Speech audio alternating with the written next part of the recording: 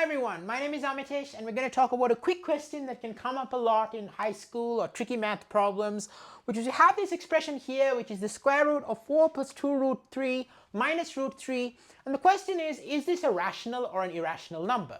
So can it be expressed as a fraction or not? Or even how can we simplify it if at all?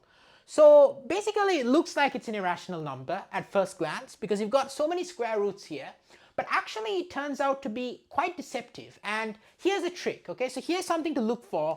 When you see a complicated expression underneath a square root, but with a square root inside it, there may be some way of expressing the thing I've underlined as a perfect square. So then when you take the square root, you get rid of one of the square roots. So the way to think about this, I like to do it with the binomial theorem. So I've done a video on the binomial theorem in my channel. Please check it out, just like Isaac Newton thought about it. So a plus b the whole squared is a squared plus 2ab plus b squared. And the question is, well, if you have some expression like that, if you think about this, how can you express it in that form? And the idea is that when you see the 2 root 3, okay, you see the 2 times root 3, you sort of expect that maybe, just maybe, this is like a 2a or something. Okay, so a is root 3. So here maybe if we sort of said root 3 plus b squared, right, just as an expression, so here it's a b, root 3 plus b squared, well that will be root 3 squared. Okay, so I'll just write that out here. That's going to equal to root 3 squared plus 2 times root 3 times b plus b squared. Okay, and the root 3 goes away. So root 3 squared is just going to equal to 3 plus b squared plus 2b root 3.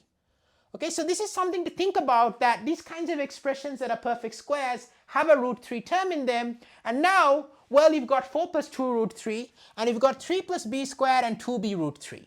So what do we want to solve for b? Okay, maybe that's going to do a trick for us. So this is kind of a guesswork. Okay, you sort of think, okay, maybe this is a trick question, especially if it comes up, you know, in an exam or some kind of math puzzle. So you sort of got that. So you find out that 3 plus b squared is 4. So that means b has to be 1 because 2b is also equal to 2. So you compare coefficients, right? You say this is equal to 4 plus 2 root 3. You get that b is equal to 1. So root 3 plus 1 squared. And now if you do this expression, you get the square root of root 3 plus 1 squared minus root 3.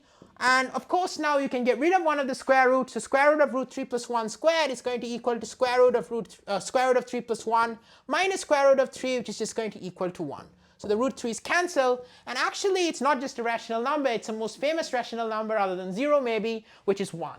Okay, so this is the way, you know, the trick I'm sort of trying to tell you is when you have like this kind of expression under a radical, maybe it's a perfect square. Think about that formula, you know, put one of the terms, either a or b, as root 3, and then write it out and then try to compare coefficients and see if that works. That could work. This is a trick. You know, just keep that in mind if you have problems. Check out my channel. You know, I've got math at all levels. You know, this is for everyone, this kind of math that I've just done. I've got math at proof-based math, college math, advanced math, you know, high school math, creative math thinking, different math topics, lecture series, you know, so please check it out.